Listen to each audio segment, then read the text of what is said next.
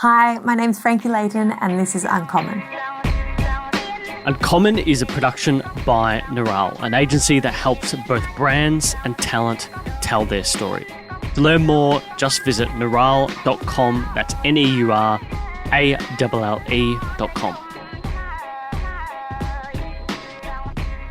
My guest this week, Frankie Layton, founder of The Dirt Company. Recent mother, I hear. Yes, I am. And big fan of Dita Rams. Yes, that's also true.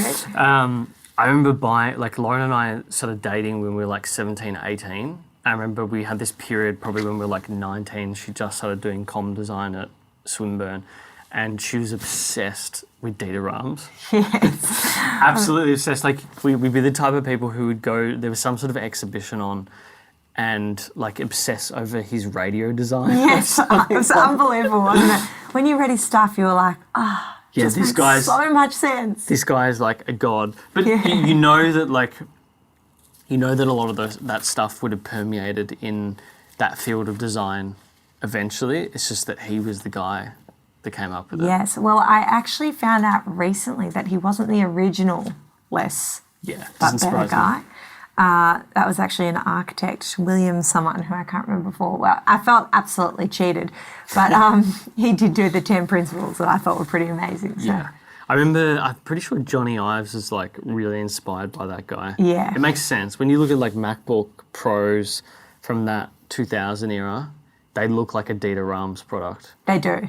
Which Yeah. is, I never understood why like that sort of design didn't continue. Like when it came to design, there was a really shocking period in like the 80s and 90s. Yeah. Wasn't there?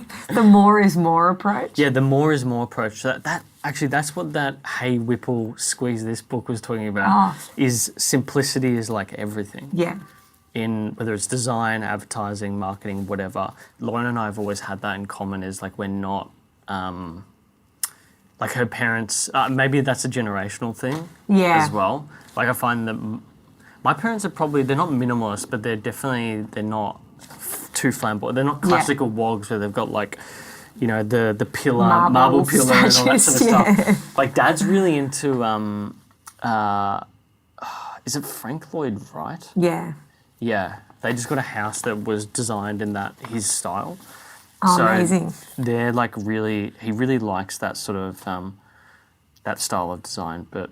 It is pretty cool. I mean, I think a lot of what's come from architecture is just like they seem to get it like 30 years before the rest of us do. Before the trend. Yeah. If you want design trends, go for architecture. Do you watch any of those sort of like, I don't know, I'm not sure if you're a big YouTube fan, but like the Architectural Digest sort of shows are huge.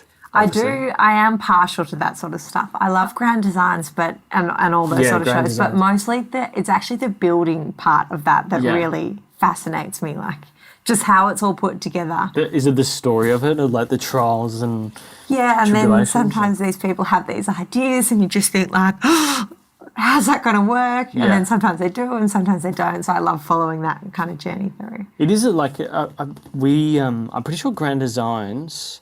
Or there was a show there was a show like Grand Designs, but it was only for period homes that had to be refurbed in the UK, or they came under sort of like some sort of law where you could not knock it down and it had to be built a certain way or something like that. Some sort of heritage. Yeah. And yeah, man, that was a real show. Like because in a lot of the cases, people just had like real life problems. Like I remember one of the people. One of the partners like passed away.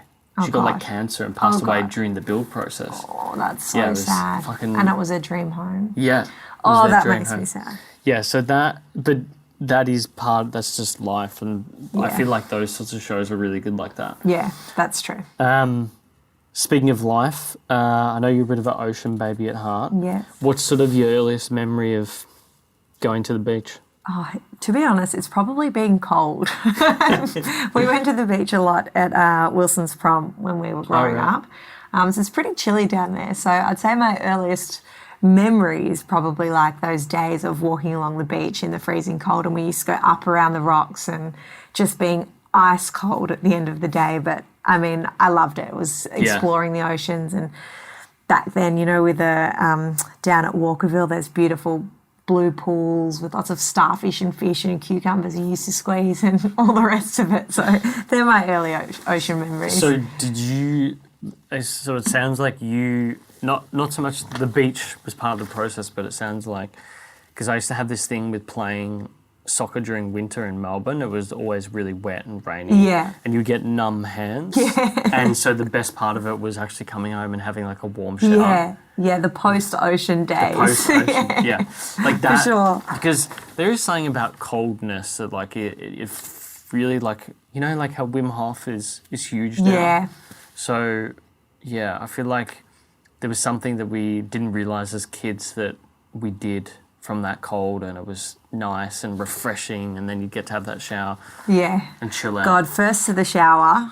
That was a big deal if you got in first, because we also had limited hot water at at the shack. So, yeah, you had to be quick. You had to get in first. And if you were fourth, there was just no way you were getting warm. No. That was it from the day. What did you think you were going to be when you were a kid?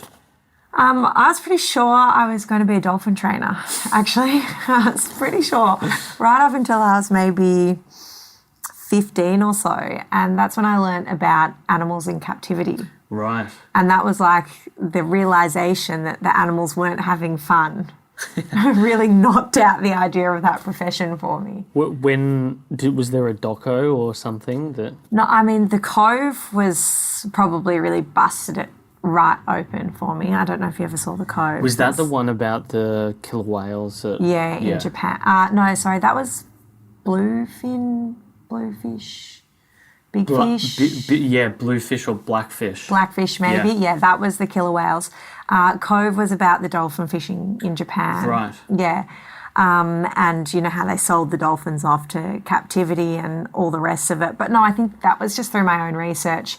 I was really serious about being a dolphin trainer. Really? I've just always loved the ocean, always loved dolphins, and just thought that is the best profession I could possibly think of. Getting in the water every day, playing with dolphins who want to be there. And then it was when I found out that they probably didn't want to be there, that was a real spanner in the works for that plan. What was that like? As in, did you think, okay, I'm not going to have anything to do with dolphins at all?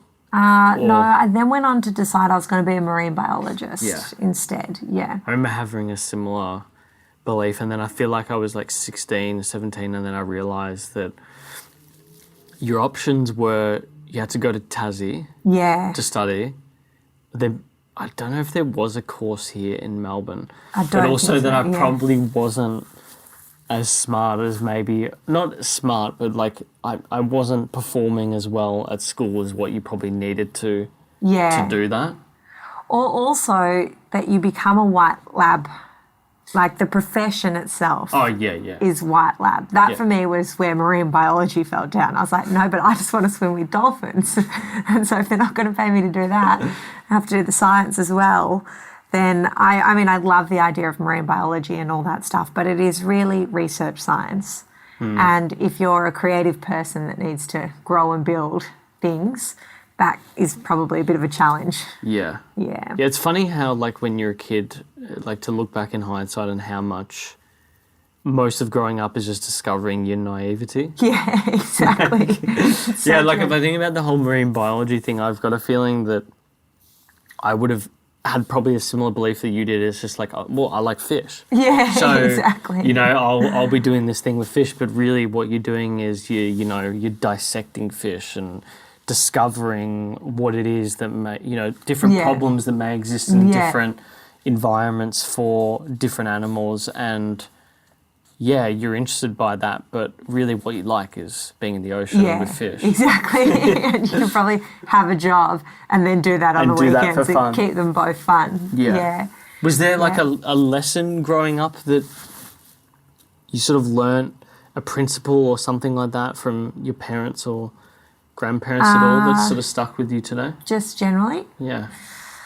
I mean, I guess this probably happened a bit later when I was living in Germany, but my grandma made a comment that was along the lines of, isn't it amazing what you've been able to achieve because of the net that you've grown up in? And that for me was probably the biggest learning curve and what I want to pass on to my children as well.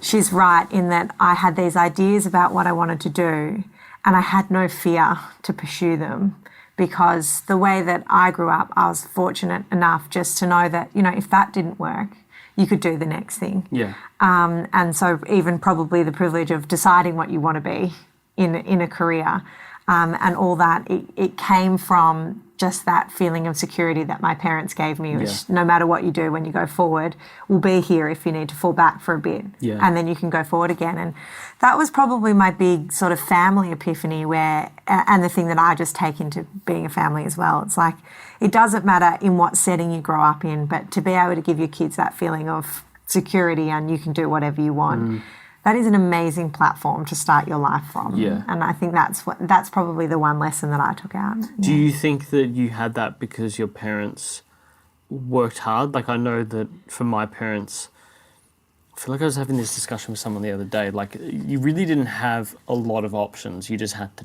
do. Yeah. You know what I mean? Yeah. Like, I'm pretty sure Dad wanted to be a mechanic, but he was he just didn't want to be a printer, or he did that. Didn't want to be that. He wanted to be a builder, actually, and he has always loved property and houses. And he just couldn't find a job because of, at the time, there was like a real downturn in property, and so the only thing he could do was find a job with his dad as a printer. I mean, I guess there was an element of sacrifice that my parents made, but also an element of working together that I think made them enjoy. You know, they got the pros and the cons with the sacrifice as well. So, I mean, hard work runs in our family, but we're all really into doing stuff. So I can't picture a world where, you know, we all sat around for a weekend and had a good time. I guess that's a common thing along with most people we interview, is that, and it becomes part of your personality. Yeah, for sure. Like, for me, I didn't think of it intuitively, but I know that my parents worked really hard. Yeah. Because it was like, where's Dad? We don't see Dad at night. Like, this is different to other parents. Yeah. And then over time, you know, you go into their work or see something like that. And then it's not until you're like nearly 30 that you realise, oh, okay, that's what... it was actually pretty easy. And, you know, you start doing the things that they do, the same habits, and, like, you understand what your friends are doing in comparison, and you realise, okay, that is different. Yeah. And it does set you up well, I think. Yeah. On Germany, I know, so I had here Campbell Girls Grammar. There was some sort of... It's so funny when you, like, search people's names and what comes up. Yes, don't you love how, like, the old grammarians... Like, I've got the same thing. My brother and I went to Brighton Grammar because he got a scholarship. Like, he's exceptionally smart. Yeah. And so that was, like, the main reason I went there. And they always post about, like, old... They tag onto the old grammarians. And doing, Did like, you really find an old grammarian? There was, like, a post about the dirt and how... Sally, the mayor, Sally Cap, was like, they had some video on LinkedIn of her talking about the dirt or something like that. So they posted about that. Classic. So you did your undergrad, Bachelor of Arts, Marketing and PR. Yeah. So that was 2010. I think you went from uni straight to Hamburg. Yeah. How did the Germany thing come about? I was following my heart. Okay. Yeah. So I did my year overseas, my gap year, and kind of fell in love with being not in Melbourne. Okay. And that was when I did the super yachts and that chapter of my life. And then came back. I had 4 years of uni planned ahead of me in a very science-heavy degree. And I said, I've just got to get through uni as fast as possible. So that's when I called the uni and said, what can I do really fast? I need a degree, but I want to make it as fast as possible. Yeah. And they said Bachelor of Arts is probably the fastest you can get through. That's how I ended up doing arts. And then because I'd chosen arts where it was such a blessing because you just learn what you enjoy. Yeah. You know, I had criminology, psychology, Spanish, like no link between kind of my early subject choices. And then, they allowed me to do the last semester overseas. Okay, so that was why Hamburg came up. Yeah, and so I just thought, let's just go finish uni in Germany, which actually turned out to be a really fun thing to do because I was very good at not doing much in Melbourne. But when you have all context removed, you don't really know what people are talking about at uni anymore. You know, I had to actually do the work in the last semester quite heavily. And that was when I really fell in love with marketing, because all my final subjects were kind of sports marketing and marketing science and PR. And yeah, so that was really fun. And I got really into uni, whereas previously I'd been like, yep, lecture 13. I just read that one, go to the exam, we'll be fine. You're right. Get through it. So yeah, it was, I was following my heart over there. Germany was kind of a destination that I'd never thought of living, but that's where my boyfriend at the time was from, and he needed to finish his uni and I could do mine over there, so off I went. So Hamburg was where because Hamburg's not a massive, it's a big city, but it's not a massive city. Yeah. Like it's regionally big, right? Yeah, in German context, yes, but we actually started in Berlin. Yeah. We did a year or so in Berlin and then moved to Hamburg. And Berlin's like an international island in the middle of Germany. It really is, yeah. Hamburg's German. Yeah. Hamburg is very, very German. Yeah. Lauren's family's German, like particularly Pomeranian, and for whatever reason they've had this strong connection with Hamburg because of family friends. So they've had a few like backpackers or exchange students come over from Hamburg. Yeah. And we've been to Hamburg on the way to Copenhagen. Oh, amazing. It's a great city. Yeah, it's cool. It's amazing. Very, I was trying to think, because Lübeck is where her grandparents got married, and it's really famous for marzipan. Right. But it's not far from Hamburg, and so you get like quite a bit of marzipan in Hamburg. Yeah, you definitely do. Yeah. They don't hold back on the marzipan. Like, and I'm not the biggest meatballs, fan. marzipan. It was on everything. Yeah, it was pretty much on everything. But yeah, there's two girls in particular I'm thinking of that stayed with Lauren's parents like a while after she'd moved out, and because we were meant to be getting married in October, and we'd hoped we'd do a tour of like where my family's from, where her family's from, and go back to the north of Germany. Yeah. But we haven't been able to do that, which sucks. sucks. That sucks. But Hamburg is definitely on the menu. Yeah, I think it's great. It's not a tourist town, which is also really nice. I mean, for Germans it is, but not for international travellers. Yeah, it's more because Hamburg and Bremen. Is Hamburg? Would you consider that like is there a port there, or is it just in Bremen? Yeah. Yeah, it's that like their identity is the port. Is the port. Yeah. Yeah, it's because that thing is like, I think that's what's lost about a lot of Germany is people go to the cliche places, that you go to Bavaria, go to Berlin, have to. Yeah. And the sort of the western part near France, so your Colognes, etc. Yeah. So she's got family in Cologne and Frankfurt and Leipzig. Oh, yeah. And then these family friends that are in Hamburg. We've been lucky enough to do a lot of like the northern parts, but also see other parts as well, I think. Yeah, it's look, I would really recommend it if anyone's going there. It's the sailor town, so it's got the Reeperbahn, but it's pretty like untouched, the Reeperbahn. So it's still like a mind-boggling experience. And then you've got the Schanze, which is like this amazing party area. And then you've got the port, which is so beautiful. Yeah.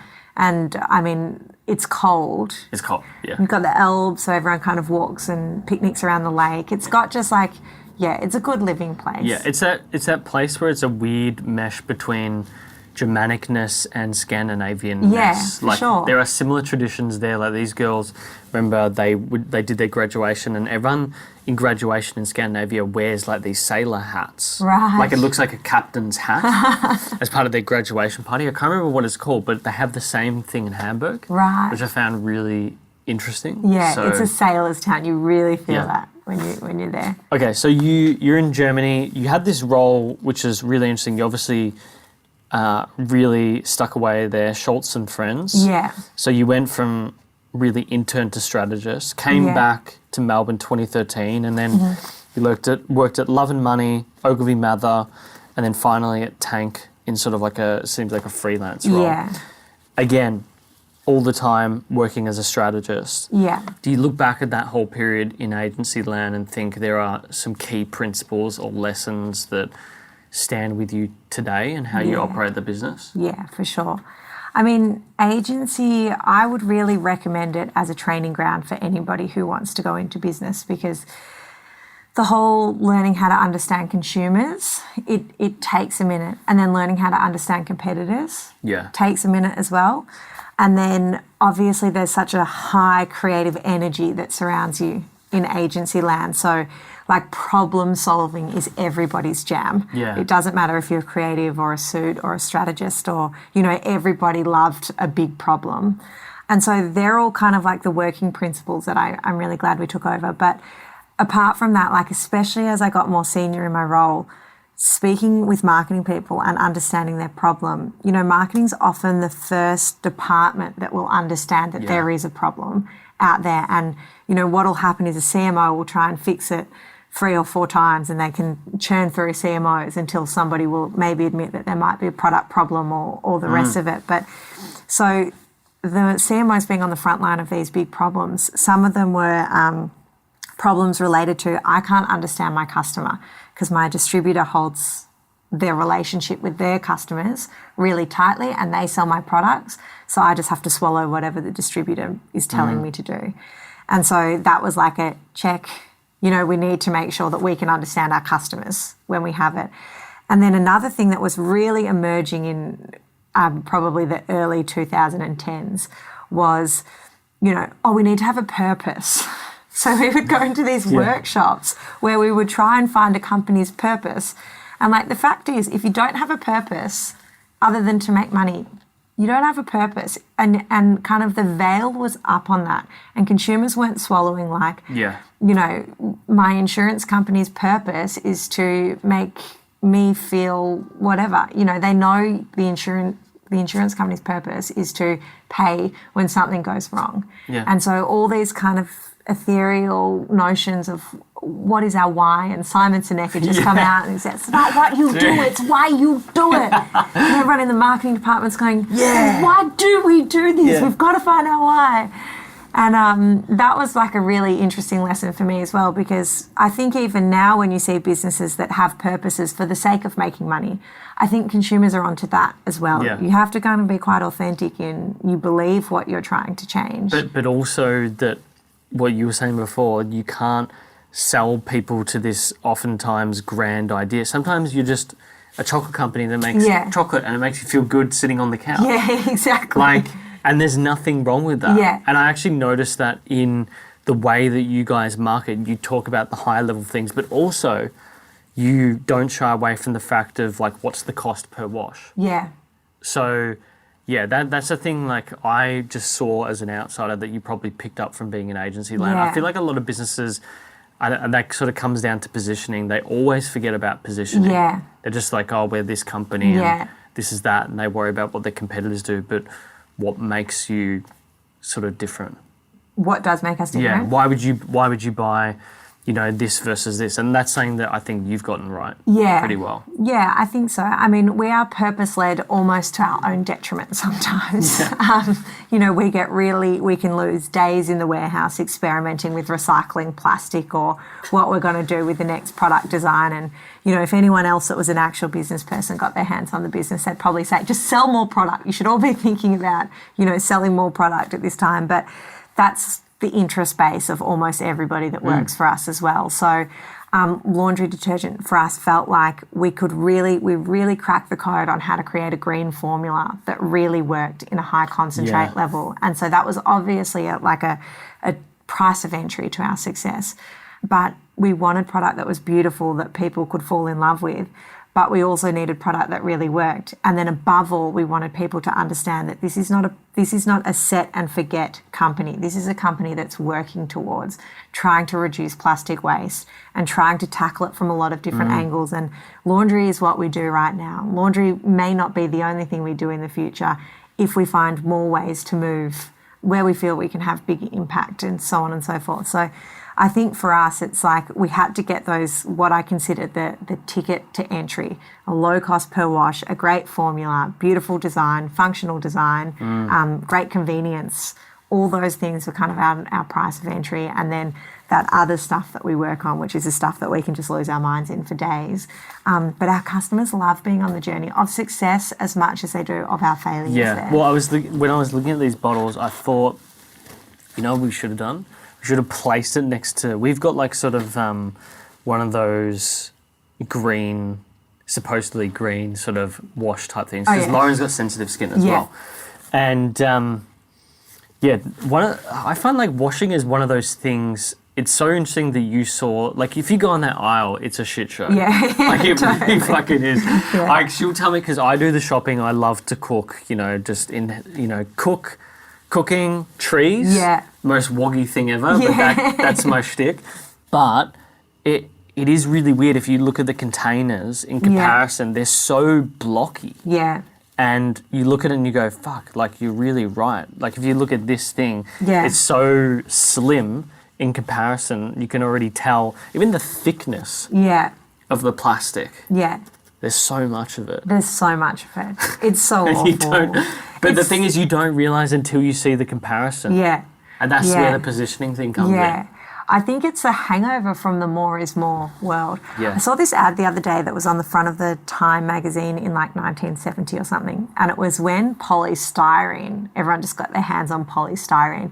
And it was this ad of like this housewife and her Mad Men advertising looking husband and their little kids, and they were all on a bench and they were all throwing this polystyrene in the air, like huge amounts of it, and it was like the future of convenience is here. And this is like the title of the Time magazine, and you just thought, shit, how fast, like, you know, that whole idea of we can just throw out whatever we want, it just goes away. Whenever, and it continued right up into the 90s, and then it was just halt that ship.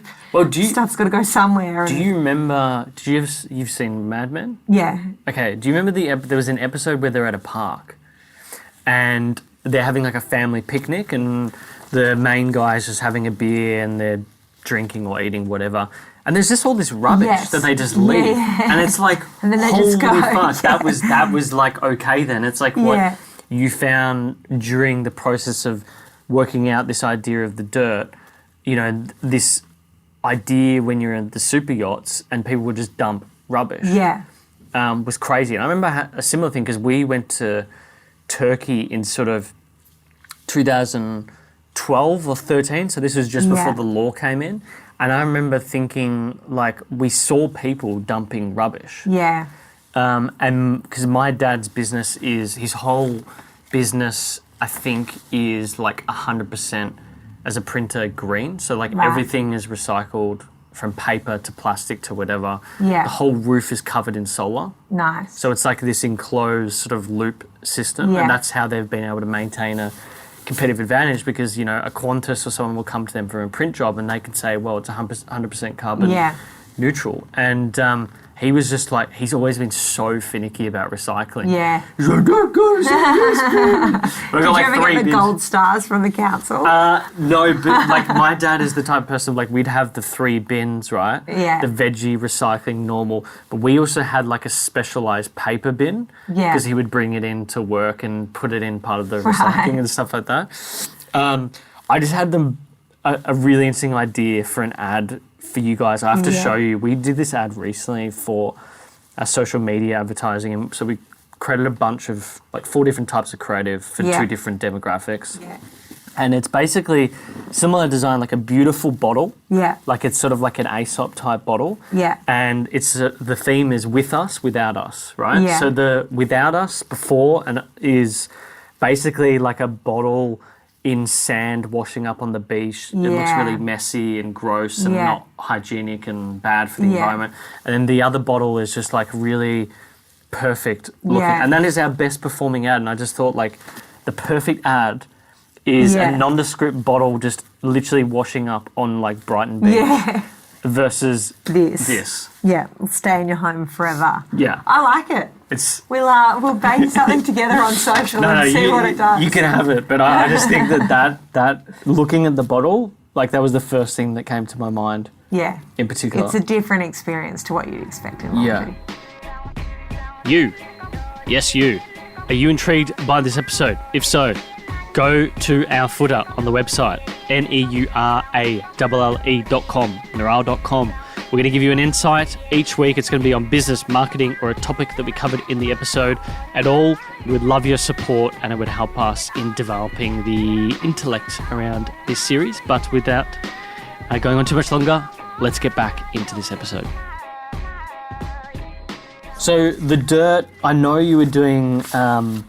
You're doing 4 days, obviously, in agency land, a day a week, working on this thing for 2 years, and then eventually you're like, okay, I've got to do this full time. So it's probably 2017 that you sort of had the epiphany walking down the aisle. The same thing I've wondered. Yeah. You did your research very well, obviously. You went through the whole chemistry experience, which would have been interesting. Yeah, that's so fun. What did I have here? I wrote here true marketer's brain there around the fact that you said there was no real brand loyalty in the cleaning. It's true. Like the thing that I look at oftentimes is like, okay, get a sensitive skin thing and what's the cost per litre or milliliter or grams or whatever. Yeah, and there's a lot of things in each aisles that you do that with. It's so well hidden. So this is 32 loads. Yeah. That you'll get a jug that can be twice the size and will be 11 loads. So you'll compare them on a price basis or even a cost per mil basis. Yeah. And you're going to think the jug's cheaper. Yeah. But you're going to get home, you're going to burn through that stuff so fast. Yeah. Which is exactly what happened to me when I started to think about concentrates. We'd been at a festival. My housemate did her laundry first and I went and bought laundry detergent. And by the time it was my turn, there's like no laundry detergent left. Like, what the hell? I just bought this like a week ago. And that's where it really gets really interesting in kind of the affordability. So one thing that surprises people is they think they're buying more expensive laundry detergent.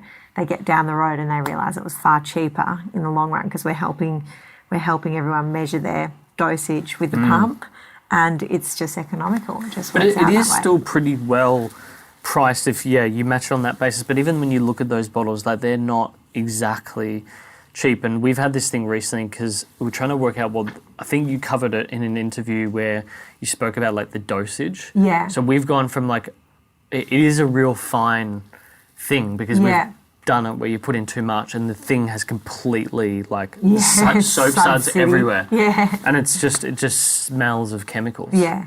Yeah. So we've been trying to find that balance and it's hard. Yeah, it is. I mean, the pump is a great innovation. There's a reason manufacturers don't use them, and that's because you have to be careful with them. They're not easy to ship around roughly, which has been a challenge for us. But once the consumer's got them and they're working, they're so good.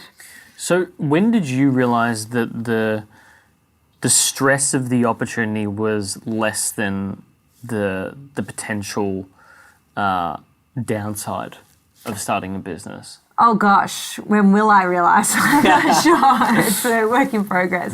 Because I'd imagine you'd be sitting there thinking like, there's got to be a point where you really have like a lot of conviction about this thing. Yeah. And I just wonder where that was. It never came in that way. I was talking to a friend of mine trying to understand this same question. He has his own business. And he said, if you keep 1 foot in the door and 1 foot out the door, you'll be limited in the success that you can create with the business. So what had happened is I'd quit my 4-day-a-week job because I couldn't do 3 or 2 days a week, and still maintain that level of service. I quit for 2 weeks. I panicked. And then I went and did freelancing 3 days a week instead of working on the company. And the company had grown quite substantially throughout the year, but we were still doing like, I don't know, $5,000 in monthly revenue. It wasn't huge. Not enough to support. Not enough to support, but our basket size was low, so I had to do a lot of late night packing and dealing with customer inquiries and, all the rest of it. And I got to kind of breaking point with, I was flying to Adelaide for my freelancing job at the time, so it was kind of on the plane early in the morning, off the plane late at night, back to packing. I can remember one time I had to get some chemicals ordered to my doorstep because it was just a logistics nightmare and I had to go to Adelaide. So I had to get an air tasker to come in and sit on my doorstep to sign for some chemicals. And when he rolled up, he did not look like a sober person. And I was like, it's cool. I've just left this guy that looks like a bit dubious, sitting on my doorstep, Oh my God. ready to sign for like a barrel of, I don't know what it was, enzymes or something. So I called my partner and said, like, if you get a call from the police today, just tell them I was just getting some enzymes delivered from. Anyway, so there was that whole rigmarole of trying to do it both. And then I really just went down. I've always, when I've had hit points of cross points, I've just tried to speak to as many people as I can about my problems. Yeah. And he was really great, and he said, you've got to put yourself in so deep, it'll cost you more to lose than it will to succeed. And so I said, all right, what's the limit of how much I can lose before I start to send our life backwards? And decided 6 months without working was what I was going to do. So I did, and I had a revenue target in mind, which is still humble. Like, if in 6 months I can make this earn $20,000 a month, then I'm going to do it. Then I know it's an idea with legs that I'm going to commit to. And we did it inside 3. And the difference was only that I was focused on it full time. Yeah. And before that, I was just doing it at the end of every day. So you felt like probably during that period, although you were probably working comparative hours, the context switching didn't apply as much stress for you. Yeah. And it was just, you know, if you blow something up, it'll succeed quickly or fail quickly. You'll know. If you dribble along at it, you might not even know whether it's succeeding or failing at that time. So I just thought that was great advice, because at the end of the day, I think any business can be successful. It just depends on how long your runway is. Yeah. And for us, it was just a balance of how much we were willing to put in before we understood if it was going to be successful or not. And, you know, the day that we hit profitability and the day that we made $1, they were like, that was everything I worked for in those first 2 years. Well, why do you think you not freaked out, but you worried during that period and went back to freelance? Was it the uncertainty? It was the uncertainty. So our launch was not particularly well planned. We accidentally left the holding site unlocked overnight and got a sale. And then Not a bad thing. Speaking to my co-founder, I was like, well, do we just launch since we've already got a sale? Yeah. And he's like, well, can you send something today? And I was like, running around the ring road. If you ever need actual hard product, the ring road's your place to do it. Getting boxes, calling Sendle, trying to work out how that whole thing worked. And that's how we launched. And so we didn't have my plan was to work on a big pre-launch and do a big bang and all the rest of it. And all of a sudden we just accidentally put the product on the internet and away we were. So we sold 25 in our first day, and then it was 20, and then it was 7, and then it was getting down to these numbers that I thought, far out, is this a failure?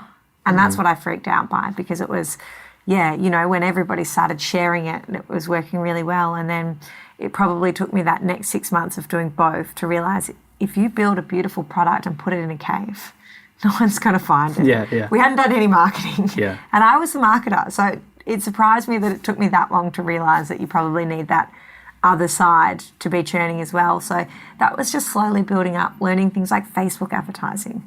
We hadn't done any of that. We didn't know about it. And getting little bits of traction through stories and everything. And the whole business is dependent upon repeat customers. And so we didn't have any at that time, because it takes people a certain amount of time to get through their first run of laundry detergent.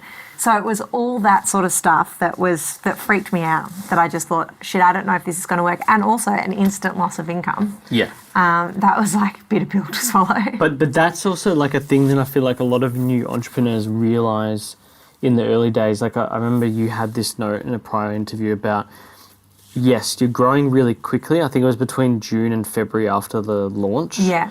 I think the number was 30% each month. Yeah. But what you don't realise when you're a founder is how much, at least in the first few months, so you can have all these numbers like customer acquisition costs and long-term value. Yeah.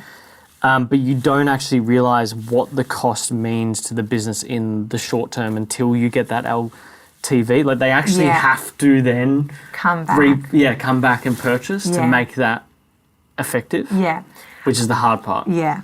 I would say to any founder out there who's selling a product-based business, you'll have your capital to get through your first run. You'll have to scrounge for it again to get through your second run of product. And you'll have to fight for your life to get through your third run. And once you're through your third, it's easier. Yeah. So I think everybody thinks, this is how much money I'm going to need to buy the first one. and you'll have that money because you would have calculated it when you calculated how much your business would cost. Buy your second one, you don't have enough customers, your operational costs are high, you know, especially if you've moved in somewhere and you're not doing it at home. Yeah, bring on new staff. You've got new staff, you've got marketing, you've got all these other things. You have to buy your second one, but you banked in your plan on using the money you made from your first ones to buy your second ones. But that money doesn't exist in your business. It just doesn't. And this is consistent with everybody who I've spoken to. The second one, everyone's like, whoa, hang on, weren't we supposed to make money? Yeah. And you laugh and you get through it. And the third one, I remember saying, have we got a zombie business? I just feel like the more money we make, the more money we need to make money. And we actually had to get a guy in that was a finance guy. Because at that stage we were thinking like, how does this even work? And he came in and he said, you've got 2 months to go till you make money. You just need to grow this much more, and then you've got 2 months to go, and then it's all going to go green. Yeah. And I remember thinking, oh, you better be right. And he was. And yeah, then I spoke to 2 other founders that said exactly the same thing. Some say it in years, like your first, second and third year are your hardest. And in that order, like your third is your hard year, and then you're out of the woods. Yeah. But for us, it was runs of product. Yeah, and I think at that time you sort of learnt that the basket size thing was going to be crucial in the future. Yeah. And how now have you thought about, I guess, marketing strategy and the way that goes? Do you think instead of just increasing, we should just put more ad spend here or more ads here or there, you just go, okay, well, we should just pour more money into developing new products here, and here that would make people increase that basket size? It's always a juggle because for us affordability is really important, and we don't want to remove the option for people to just buy laundry detergent at a really reasonable price that's delivered if that's what they want to do. And so the reason we didn't go and develop out a whole range and then create clever bundles that worked for the business was because often that doesn't work for the customer, and especially not in the long term. We're certainly working on that approach slowly, but just making sure it's value adding each time and it makes sense within the range. But yes, definitely like ad spend and increasing ad spend is a great way to get new customers. But for us also finding ways to really delight the customers that we've got is also really important. So little collaborations or little extra products that can go in subscription, that sort of thing for us I think will be a really important part of, you know, because we're not funded by capital, we're bootstrapped. It means that we have to do everything that we do, it has to come from money that's within the business, which means that whole idea of winning the market by buying the most customers is really off the table for us. It has to be about nurturing the best customer relationships with the best product. And, you know, in that way, we've stayed solid. And so I think that'll be kind of going forward. That'll be I found that really interesting with the bootstrapping thing is like a lot of founders now are sort of skipping that frothy VC money. Yeah. And it's giving you a lot more. Look, it depends because we interviewed Simon from Who Gives a Crap maybe a couple of weeks ago. Yeah. And in the sort of businesses that you guys are in, I think you absolutely, like VC money makes no sense whatsoever. But I also think that people are starting to realise that generally. Yeah. It's actually more rewarding. Like in the short term, it's more painful maybe. Yeah. But in the long term, it's far more rewarding for the people who found the business and the staff as well. Because those extra numbers of margin that maybe a VC would push you to hire more staff, etc. Well, actually, you can create a better lifestyle for the people that are in the business in the process. Yeah, that would be. I mean, I do think VC money has its time and its place, and if we wanted to rapidly scale or go global expansion or something, you know, we'd be looking there as much as anywhere else. But for us, somebody once told me when we were debating funding, it's like deciding you want to be a rock star and picking up a guitar for your first guitar lesson. Yeah. That's what VC funding is. Your chances of actually making it as a business, you should consider as the same as if you decide to get a guitar lesson because you wanted to be the next Amy Winehouse. Yeah. You know, I was like, well, that's low. No, it is. That's very, very true. Yeah. Because a lot of people, and that's sometimes why a lot of those businesses sink, is because really the issue was they just didn't have enough bandwidth and time to figure out what really was the right fit. Yeah, and you can cushion problems with money. But if you don't understand your problems, you can't fix them. And I think that's a big danger of having a lot of money in the beginning and you're spending here and you're spending there and you're spending there. Then when you hit your real problems, which will happen once you need to be making money, which is something you need to do. Well, sometimes you don't if that's the kind of business you're setting up. But, you need to understand where your money's going and where your bucket's got holes. And that's not so easy if your bucket's so full. Yeah. It's spilling over the sides anyway. And if people are pushing you to not worry about that and just focus on the growth item. Exactly. So, sometimes that is the issue. Yeah. I found it interesting, the subscription direct-to-consumer focus is really interesting. I know, obviously, Who Gives a Crap, they sort of proved that out. They also proved out that you could do this model of social enterprise in a way. We were speaking about bottomless subscriptions before.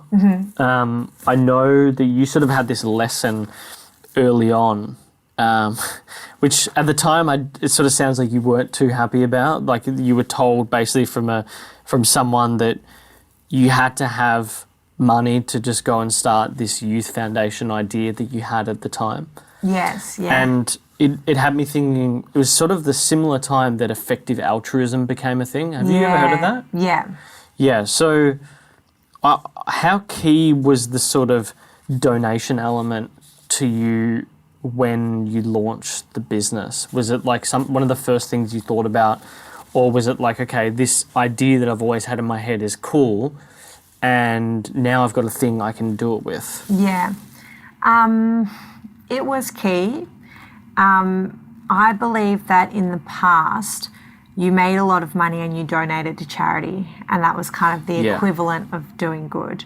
And so the conversation that you're talking about was actually the owner of the super yacht I worked on. He was a billionaire, and he said, well, why are you going to go do charity? Don't do charity because you'll spend your life looking for money so that you can run your business and you won't get much time to actually do good. It'll be all about getting donations, which I thought was a valid point, but also a little bit old school. I think that what Who Gives a Crap kind of paved the way for was a new type of business that went like, our number one objective isn't grow at all costs and make as much money as we can. We want to do good, and even as a way of keeping ourselves in check and making sure that the purpose does lie at the heart of the business. Profits were really important to me, giving those profits away. We've discussed throughout the journey, do we change it to a percentage of revenue? Because, to have profits, to have a profit figure that's consistent to the customer, you have to be careful about the way you manage profits. And for us, we want to invest a lot next year in a lot of plastic recycling projects that we're working on at the moment. That means taking money from the profits, right? Yeah. So for us, we've got this thing where we internally just say 50% of the money we make has to be used to make sure that we're always in pursuit of the reason that this business was started and the reason that it makes us happy. And the other 50% of the profits can be used in the conventional things that you'd use profits for, which is selling more product and R&D. Giving people bonuses. But at least 50% of the money we're making has to be allocated in that way. So for us, the actual profit donation figure has become less of a focus, even though we will always give the remaining 50% of the remaining money left over. But we have really strict guidelines inside the business of at least 25% of what we think we made this year is going into kitchen bench recycling programs that we've got happening in the warehouse. So there's all that sort of stuff. So I do think that the 50% profit donation model was really important to me in the beginning in the way that it's less important to me now. I'm really happy to be giving away 50% of the profits to tackling the problem from a different angle, but that was a way of proving that we were about actually doing good. And now you walk into the business every day and the things that we get to work on, it's like there's no doubt in my mind that there's an authenticity around around trying to solve this problem that exists in every one of our staff, and therefore I relax a little bit on it's about the donations and go, this is all big part of what the purpose is. Well, just on the point of that billionaire, he probably, without realising it, hit on a point that Simon realises, that a lot of the time when you are raising money, it's not very cost effective. Yeah. Like, and it is more, maybe it is more effective becoming wealthy and then donating that as your pursuit. Yeah. Because I think he realised he did this study at uni, and like 30% of the money that is donated is then used to raise more money. Yeah. So it's not a scalable operation, and that's where he found sort of effective altruism and this idea of the social enterprise. Yeah. That was a big trend during that era. Yeah. Which I think is, I mean, especially for the charities that they have, they get to rely on who gives a crap, to survive. And that just takes so much pressure for them. They can actually focus on what they're trying to do. But I love the way they're moving their initiatives around a little bit to try and get into more sustaining initiatives, because I think that's, charity is a little bit old school in the idea of people give money, you spend money. I remember another example, when I was at Schultz and Friends, we started this thing called Task Force, which was just two of us that used to work late at night and have fun thinking about all the ways we could change the world. But we convinced the agency to let us take a portion of the basically the awards budget, which was huge in a big advertising agency, which is just money they pay to get creatives to think of great ideas that might win a lion. Yeah. And if you win a lion, it's the best PR you can get for an agency. So there's a big budget. And we said, what if we could instead take that money and position it to projects that needed advertising support or needed help, and you might still win an award, but at least you're directing your energy towards doing something that still has a positive outcome in the meantime. And this was the idea behind Task Force. And we got on the phone to a guy who was at the time the BBC's head correspondent for West Africa. And we said, so we've got this money and we want to do some charity. And he was like, oh, he's like, sorry, I've had a really long day, but I mean, we just don't need more of that here in West Africa. He said, we see time and time again these charities they bring bags of rice in, and they bring bags of rice every day into this part of the world, and they do it for 10 years, 15 years, 20 years, and so the whole community comes dependent on this charity when it should be the government's job to actually be creating the infrastructure that can support these people. Then these people, they turn 60 or they turn 70, they retire, they're sick of this life driving around in their four-wheel drives, and they go back home. And then this community, which has had a reliance on bags of rice being dropped off by this charity. And he said this isn't without exception. He loved the Red Cross and UNICEF and some of those charities that really provide that fundamental life support that the government probably doesn't have the infrastructure to be able to do in the immediate term. But I've never been able to get that out of my head, and it's why we donate to research, not to charity in itself, because there is that problem of if you step in and try and take the role that a government should be having, then you're giving the government the opportunity to rest on their laurels while the problem is getting taken care of. And siphon that money elsewhere. Exactly. Yeah. And so for me, I think that the idea of where I consider charity and where I consider our profits to go into research and development, plastic is a global problem and the oceans belong to no one, which means it's a field that actually does need people that just care, because no government is responsible for the ocean. There almost should be a government of the ocean, but there's not at this stage. And so that for us is where I think it's most interesting to make sure we are committed to cleaning up those oceans, and the kind of products that really damage them are wasteful ideas like laundry jugs. And, even if it's made out of recycled plastic degrades when it gets recycled again. So you can turn one thing into something that's solid the next time, that's a little bit less solid the next time. And by the end of probably 3 or 4 cycles, you're talking about making plastic bags out of recycled plastic. We don't need plastic bags in our lives. So it's that whole, the whole problem of trying to work out plastic has a role, and I think it's got an important and very functional role. But the whole dealing with plastic, you know, we've overused it.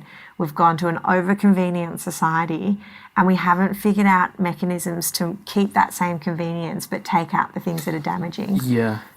Who's that young boy that's got that, like he might be in his early 20s or maybe even like 18. He's got that ocean cleanup project. Yeah, Byron Slat. That's it. Yeah. God, that is fascinating. It's fascinating. And do you know what? It was really interesting because my dad's an engineer, and they're who we just donated $40,000 to.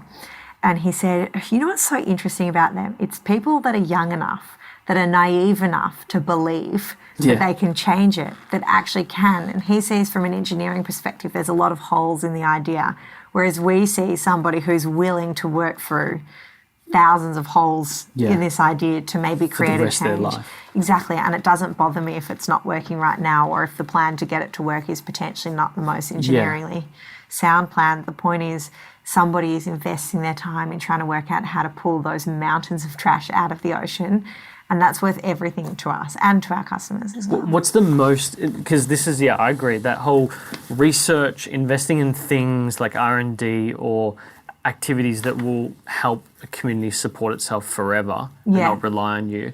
And in this case, building something that has this massive upside. So you're making these bets that could have massive potential. I feel like that's what I respect about the Bill and Melinda Gates Foundation is they do that really well. Yeah. So is there like anything in particular when it comes to plastic and ocean cleanup that interests you the most outside of that young boy as well with the ocean cleanup project? Yes, I think that for me, it's the idea of probably changing the pitch on the ocean from somewhere that things can go to disappear to something that's vitally essential for our lives. And I think one thing that really interested me coming into it was scientists talk about problems in the ocean and marketers talk to people about products they want to buy. And marketers are much more convincing people than scientists. And so you got this problem where we know the facts, but the people are protected against them because if they know, they might buy less product. And money makes the world go round. So for me, I guess the other thing that I loved about dirt and part of where the name came from is it's just the essential truth. We make all our decisions that we make, we do it on account of less harm. And the popularity contest kind of falls out of the question in terms of even formula development or the way that we run things. It's like we take a scientific approach to what we really believe is less harmful. And then we try and tell customers, take them on that journey of why those decisions were made and what junctions they were made at. So even things like using recycled plastic in our packaging, we're trying to work it into it. But right now we can't get the reuse to be sustainable with the recycled plastic at the same time. So our choice is you have a pack that can go time and time and time again, or you have a pack that might go once, twice and fall over because it's made out of a lower quality plastic. These are the kind of decisions that we just bring the customer in a fun and interesting way, or we try to at least. Keep them engaged with this is our journey and this is what we're trying to figure out. And we find that there's great interest there for that kind of thing. I mean, a lot of people go, keep going, you'll get there. And we're like, but the science is limiting on this. Only you knew. I don't know how to get there at this stage. But I think that whole issue of starting to get businesses that really genuinely believe in doing good to maybe fight the voice of companies that are just trying to sell more products. If we can be more clever and more interesting and more transparent about the actual struggle that exists behind the scenes of trying to do something differently. It's that I'd love to see the dial shift a little bit where there's not such a disparity between the scientific kind of beliefs and community and what consumers know. Yeah, I agree with that point. Like one of my favourite YouTube channels is Nautilus. Oh yeah. Do you know the Nautilus? No. It's like a submarine research thing, and they've been going down to that huge space, the Mariana Trench. Oh yeah. And I just find it so fascinating. But the best bit is like their clips. Yeah, channel. Okay, I'm going to look it up. So they have like 20 minutes of just clips of them just like geeking out on whatever. But if you watch the full video, it's so boring. Yeah. So, yeah, using more marketing techniques, I guess, to discover that sort of stuff is probably the most exciting way and useful way to do it. That's why I was interested in TikTok. I'm like, so it's not just comedy. Could we put all our nerdy information on It's funny you mentioned that because there's a girl that I follow, I can't remember her name, she's really kooky. She's obviously like a fashion model and into textiles and stuff, but so she'll dress up in a crazy, amazing outfit and do like amazing face makeup or paint or whatever. Yeah. And, you'd expect her to be on some runway in Germany, like some avant-garde type dress or whatever. But really what she talks about is renewable energy, but particularly like different types of nuclear and fusion and like hydro and like all this stuff. So like recently she's been doing this thing on TikTok, which has gone viral, is in California, they want to shut down this old, not old, like Japan old, but 80s era nuclear power plant, which would mean that they would have to integrate coal, which still exists, on their system, their electrical system. And she created this campaign about it and like did all these songs and stuff. Oh, amazing. Because nuclear is one of those things that a lot of scientific community is pro, and it's simply that. Yeah, I've never got it because my brother and I are really into like electric and recycling, and we were just debating last night. We were trying to buy this car. Like, are we there yet for buying an electric car? And it's still just not there, like not affordable enough. Yeah. And we always talk about that. We're completely like 5th, 6th generation nuclear power plants that they're now building in China are fascinating because they're next to foolproof. Like it's almost like, things like Chernobyl was a first generation nuclear plant, and yes, it happened, but there's only been 2 events really in the world that has happened like that, that and Fukushima was a first gen as well. Yeah, and comparatively to how many people die through coal mining, it's like a blip on what's happened. The big thing that's often missed with renewables is just the sheer amount of land that is required for. So the way that my brother explained it to me, and we saw this guy talk about it who is really big in the renewable community, is that solar and wind would be like back in the day starting with log fire and then moving to coal fire. It's mass dense versus energy dense. So a nuclear battery like that size of a nuclear battery, the things that go in the actual, system will support me for my entire lifetime. Yeah. Whereas for, like, let's say coal, you would need an entire house full of coal to support you for a lifetime. Yeah. And so that's the biggest thing that he talks to me about, is that if we are to become an advanced species, we have to become energy dependent, not mass dependent. Yeah. So yes, renewables, batteries, etc., are going to be part of it, but nuclear and particularly fusion is like the way that we're going to cut all those emissions. Yeah. Have you ever read the Whole Earth catalogue? No, it sort of rings a bell. I feel like you could have nearly written it. Really? It's like piping all the same tunes. Yeah. What is that written by? Can't remember. I'm terrible with authors. I can hardly tell you who Harry Potter was written by. But J.K. Rowling. Yeah, no, I'm there. But it is a fascinating argument around energy and very, ultimately pro-nuclear and fusion as well for similar sort of reasons, which is our fear of it is irrational. Yeah, the fear of it is totally irrational, and I used to have it as well. And I was fascinated by Chernobyl, like the TV show and the docos and all that. And then my brother and I spoke about it, and he's just like, this is just the wrong way to think about things. Yeah. And the thing that he is most concerned with, particularly here in Australia, is when you build these, not so much the solar farms, but the wind farms, they have a big impact on bird life. And we've got a lot of native species that are already struggling. And so if you go build it in a certain area, you're guaranteed to kill like 5% of a certain bird population, he said. Yeah, he gave me some sort of statistic. Now, whether that's true, I don't know. Yeah. But there's enough TEDx talks that you can watch about people talking. There's one guy, I just can't remember his name, and that's why I feel like that book you mentioned maybe by him, but he's spoken about this in California, because what has happened there, each time they've built like a solar plant, it's impacted the animal that is in that area. Right. And oftentimes they resettle them somewhere else and they all just die. Right. Because they can't go in that habitat. Yeah, because it just takes too much land space to... Yeah, because it's the land space is so much. So that's a problem that we currently have with renewables. So that's a really fascinating area. Yeah. Like in Australia, could really dominate for nuclear. Oh, well, we certainly got space to play with. Yeah, lots of space. Like even hydro projects is really interesting. Like, you know, Tassie is a net exporter of energy all year round. Yeah. And they have just a massive hydro system. Yeah. Which is just literally water flowing.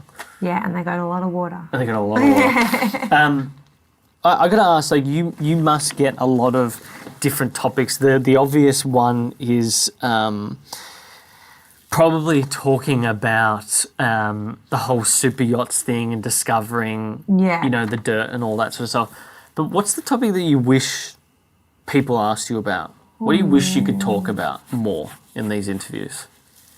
Well, one that I feel would be important to share for people that are starting their own businesses. I mean, one of the reasons we succeeded is our product and our purpose and the way we've delivered it. Timing was a huge part of it, and we had a network of people that wanted to see us succeed. And often I have people that come to me that want business advice. They've got this capital, they've got this idea, and they're going to throw it all together and they're going to launch a business onto the internet, and it's going to be a huge success.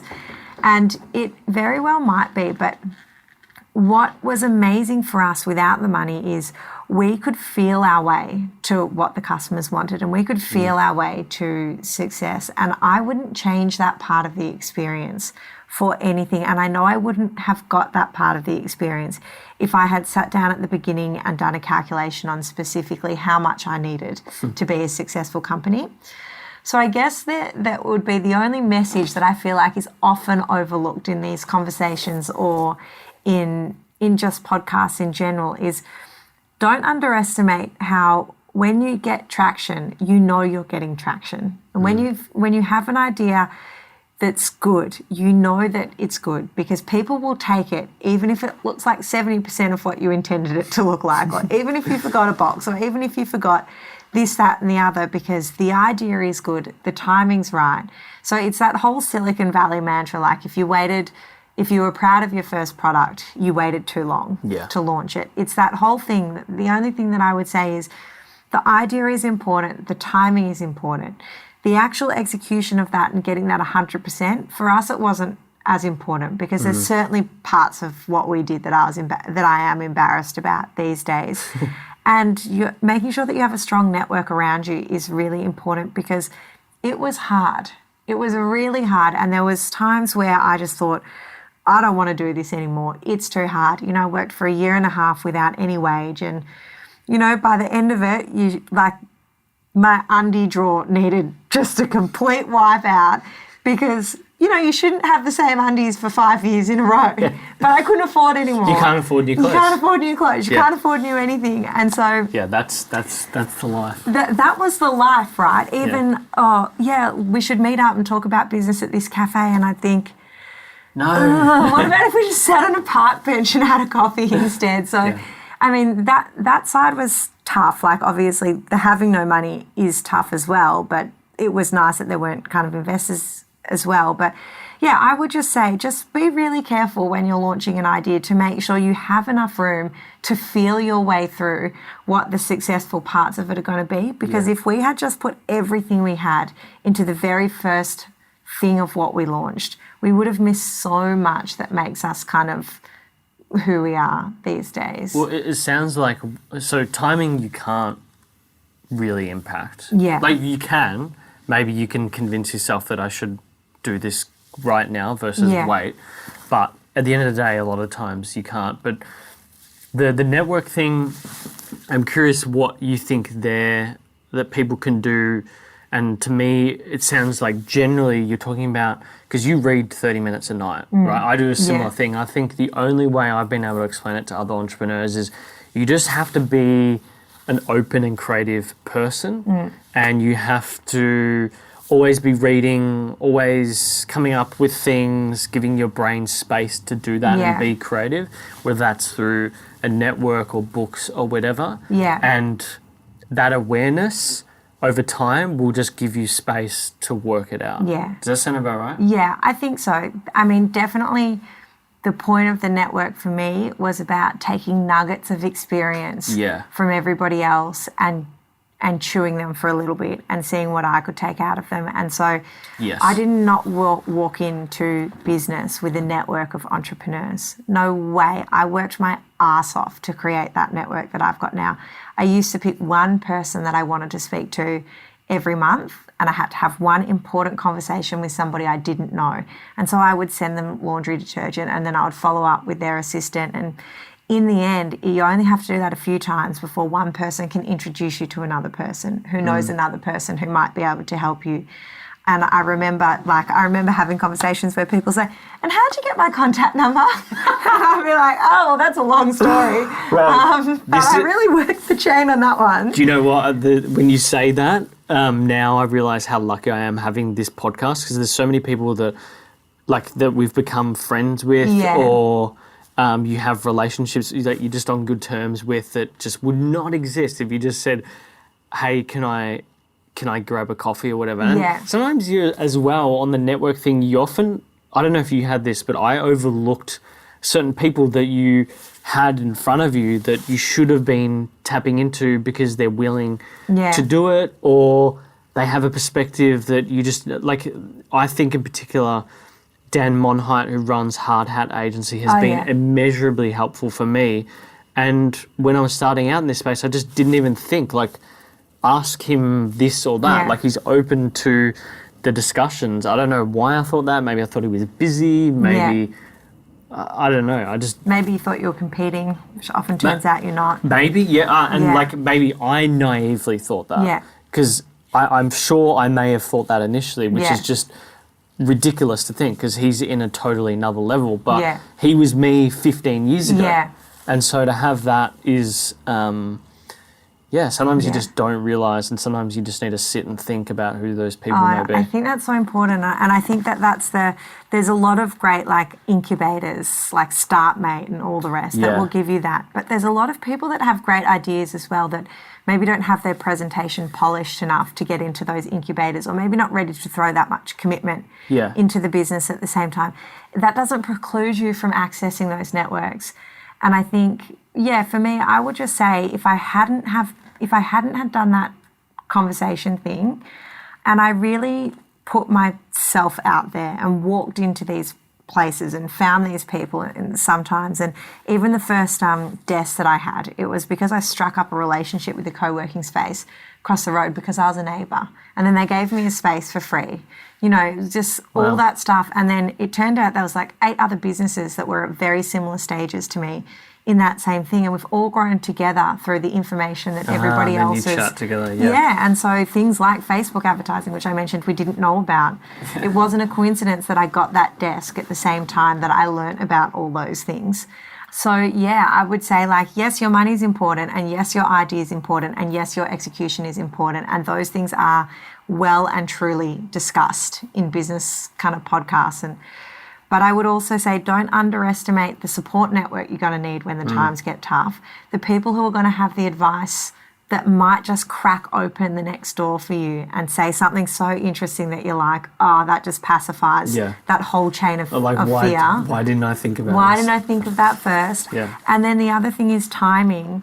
You'll know if you don't have traction. If you've burnt $500,000 and you're not making that in sales, and you can't see where you're going to make it from in sales, then probably I'd say quit early, because traction feels like traction when you've got it and you know about it. So, or just make sure that you have that money behind you to pivot a little bit. Yeah. Because people can just stubbornly get caught up on this is what the idea was going to be, and people don't know about it. For us, that pivot was when a customer suggested to us nearly 3 years ago, can I refill these packs? Yeah, I remember reading that, And we were like, oh. Yes, actually, that could be our whole company. Yeah. And, that was awesome, right? And that was our kind of pivot that thankfully we had enough in our tank to kind of explore that avenue and evolve the next products and everything. So yeah, that'd probably be my two things that I'm like, why does no one ever talk about that? And that's the snippet. Jacob will probably snippet that for the clip channel. Now, I want to finish off with some rapid fire questions. Yeah. I've got to ask now with the new bub, what's sort of the morning and evening routine look like? Chaos except for Fridays, where my partner takes him down to Mornington to get looked after for the day, and I lie in bed for the morning. But no, is that parents? Yeah, parents help. So it was crazy. Pandemic was crazy. He's 9 months old now, but it just turns into total chaos. So we actually have quite a good sleeper that wakes up around 7 a.m. and my partner does the baby and I do the dog in the morning. So I'll walk the dog and he'll do the baby, or sometimes we'll do both together. And then at about 8 o'clock, I take over so he can get ready for work, and I'm usually ready for work at that point, and I do baby breakfast. And then at about 9 o'clock, that's usually when help kicks in and we go off to work for the day. And then in the evening, I usually finish at like 4:30 so I can do the dinner time feed and play in the bath to bed by 7. And Luke usually works through to about 5:30, 6-ish. We have an early dinner together, and then we usually jump back online after baby's down, or lately we've been really into Alone on SBS. Okay. So that's really What's that about? People that get dropped in the wilderness and have to survive. That's really interesting. Have you seen 000 on SBS? No. It's something that Lauren's parents watched recently. Like, both our families have always really been into SBS. There's some, like, really good international discovery of shows on that, I find. Oh, it's so good. That's interesting. Is there any Netflix or other streaming shows you've been watching of late? Oh, not any that I feel proud of. So we'll leave it there. You've watched the classic. Oh, okay, so have you watched... I watched Emily in Paris. Fuck, I was going to say... I couldn't get into it, but I understand why it's good. It's just sort of mindless, easy to watch. You just want to... It's good while you're cooking. Yeah, exactly. Or like while you're doing the washing or something else. Yeah. Yeah, I like similar, it for that, just background noise type thing. And Lauren wanted to watch it, but interestingly, she never really went back into watching it. So maybe that's... The David Attenborough documentary, if the recent one. Oh, yes, the witness statement. That was just incredible. Yeah. I would say we watched that. We actually took an afternoon off to watch that, and it was so worth it. And afterwards it came out. And we're like, I haven't seen that yet. Yeah, you have to watch it. I think, especially if you're interested in kind of, he just boils down the way to have to kind of turn the tide on the climate issues into just 4 really easy, digestible points. And I think it's not scary. I expected to be really sad, but I felt really like, okay, we can do this. Yeah. I'll have to check that out this weekend. Best purchase under $200 in the last year? Work-wise or generally? Anything. Ooh. I'm probably just going to have to stay at my stand-up desk. Stand-up desk? Yeah. What is it? I'm not sure if it was under $200 though. So there or thereabouts. Is it one of those branded ones or just any old? Because we bought an any old one. Just an any old one, yeah. The same with this thing. You press the button, it goes up. It's good. Yeah, no, that's been really, really handy for working from home. Yeah. Yeah. Last question for you. If you could have a billboard anywhere in the world, where would it be and what would it say? It would 100% just say clean with dirt. And I'd love to put it just like centre of the probably Antarctic. Somewhere so Some random. crazy PR campaign. Yeah, and then we could do a big PR campaign with like, okay, first one to hit our sign wins.